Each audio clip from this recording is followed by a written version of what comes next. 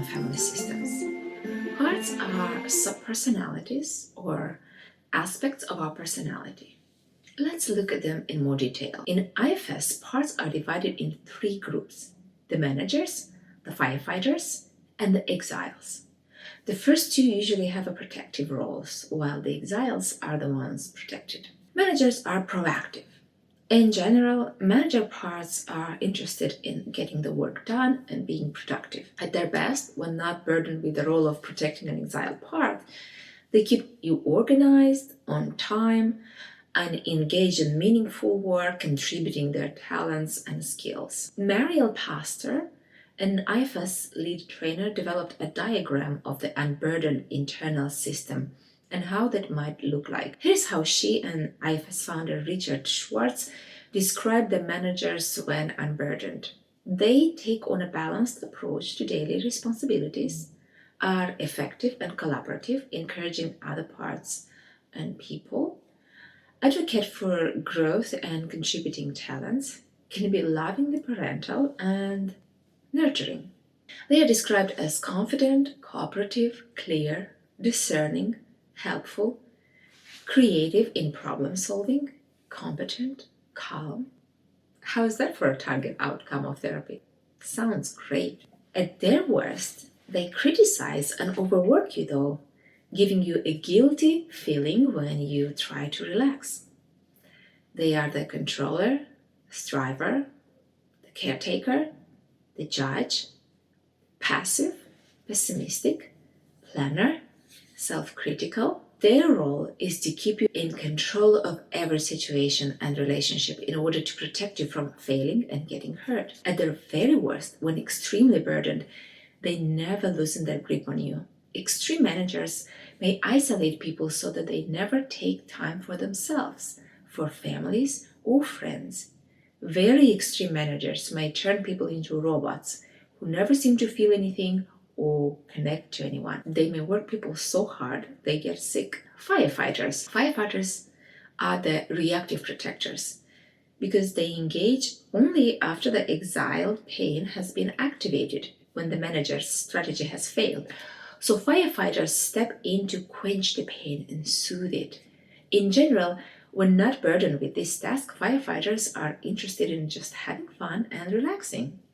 At their best, these are the parts that keep you from getting burned out and overwhelmed by stress, encouraging you to go out for a movie or take some time to unwind after work.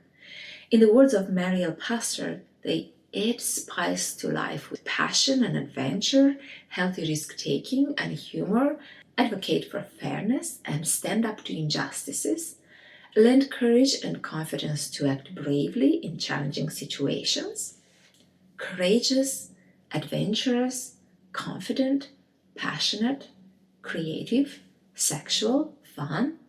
At their worst, when the exile, pain, and shame is triggered, they will seek stress relief obsessively, insisting on overeating, overdrinking, smoking, or dissociating in other ways. At their very worst, firefighters can drive people to do extreme things in a misguided attempt to get some relief from inner pain. These very extreme firefighters may engage in crime, shoplift, scream at other people, or become violent, lashing at others, as well as self-harming. Topping the list of firefighter behavior is suicide, as the last resort of protection. Managers will seek to exile some of these firefighters as well, because they can be scary and bring more pain for the person and hurt others too. So these groups are often polarized. Exiles. In general terms, these are the most sensitive and vulnerable feelings humans experience. These parts are interested in experiencing the world just as it is. At their best, they will fill you with childlike awe at the sunset, or make you stop to smell a flower, or laugh carefree. Quoting again Mariel Pastor and Dick Schwartz, these are tender and sensitive parts with childlike curiosity and delight, advocating for connection and care. They feel secure with self as primary caretaker, feeling freer to reach out to others, offer intuitions about others' feelings, enjoy being open and trusting, tender, playful, spontaneous, open, curious, trusting, sensitive, warm, innocent. However, because these are the most vulnerable and sensitive parts of people, they are easily hurt. They are the ones that felt abandoned and scared when nobody came to pick them up for a long time. They are the ones that were laughed at in second grade when they said something wrong in school. They are the ones that take criticism to heart, developing beliefs that they are worthless and unlovable.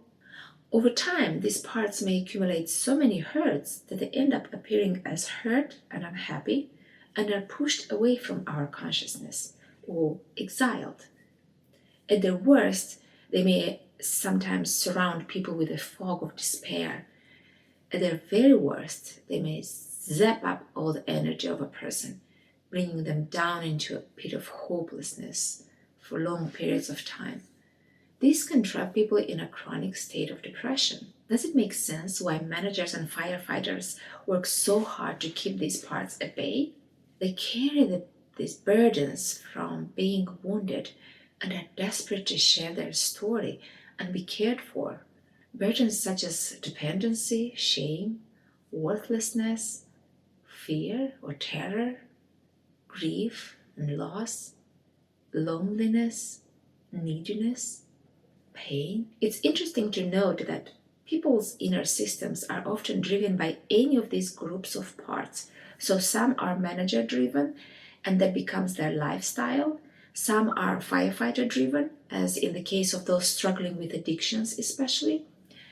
And also you will have those led by exiles, as opposed to self-leadership with inner balance and flexibility between parts. How can you get in touch with these parts? Different people experience their parts differently. There is no right way. Parts work is concerned with what works, not what's right.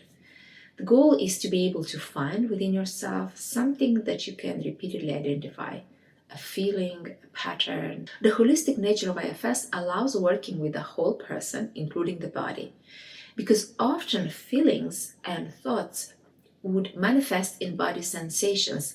And as Bessel van der Kolk stated, the body keeps the score, especially when it comes to trauma. So how do people experience their parts? People have experienced their parts as inner images of people, of characters from movies or books, of themselves at certain ages, of animals or objects, as inner voices, words, sounds, and or thoughts with or without accompanying images, like the ones described above, as physical feelings, such as sensations in the body, a general felt sense, or physical symptoms with no accompanying images or voice or related to an image or voice. As emotions, again with no accompanying images, voices, or physical feelings, or related to images, voices, and physical feelings. And as movements or behavior, such as eating, drinking, nervous tics, addictions of all kinds. It may be easier at first to locate two parts that are in opposition to each other. For example, sometimes I eat when I'm not hungry. Listening to the thoughts going through my head and noticing my behavior, I can distinguish two parts, a part that wants to eat and a part that criticizes me. I hear the critical part as a thought in my mind, why are you eating? You're not hungry. What's wrong with you? You're gonna get fat. And I experience the eating part as a behavior, doesn't say anything, just continues to eat mindlessly. Parts work helps resolve ongoing inner conflicts. Using simple techniques, it's possible to begin a dialogue with the parts. The eating part can talk about why it feels the need to eat, why it feels the need for cookies, while the critical part can talk about why it feels the need to criticize. The resolution comes from bringing compassion to the conflict, not from externally forcing either part to change. But more about the parts work in the next episode. Until then, don't forget to subscribe if you haven't yet. And take good care of yourself and keep the hope alive.